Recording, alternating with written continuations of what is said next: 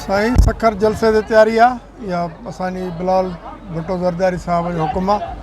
अज सखर जो तैयारी है वनूँ पे जलसे ते जेका असानी डिमांड हुई कैनाल नामंजूर वो तो असानी पूरी थी वही है, पर असां अॼु उन्हीं खे जेको आहे सो सेलिब्रेट कयूं था, ख़ुशीअ में अॼु जलसे खे मल्हाईंदासीं इंशाअल्लाह ताला पंहिंजे चेयरमैन जे हुकुम ते। ऐं असांखे सिंध जे अवाम जूं महिरबानियूं आहिनि। असां सभिनी खे रिक्वेस्ट कयूं था जेतिरा बि दोस्त धरणनि ते वेठा आहिनि उहे सभई अचनि ऐं जेको आहे सो अॼु चेयरमैन बिलावल भुट्टो ज़रदारी साहब जे जलसे में असां सां अची शरीक थियनि।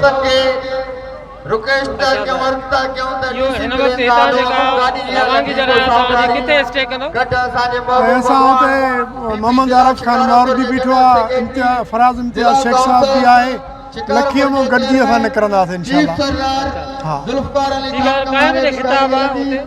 इंशाअल्लाह अंदाज़ो आहे त 8 बजे ख़िताब चेयरमैन साहब कंदो, बाक़ी त अॻु में कलाक सिंध जो सदर बि ॻाल्हाईंदो, ॿिया बि कुझु दोस्त ॻाल्हाईंदा ऐं 6 बजे जलसो शुरू थींदो।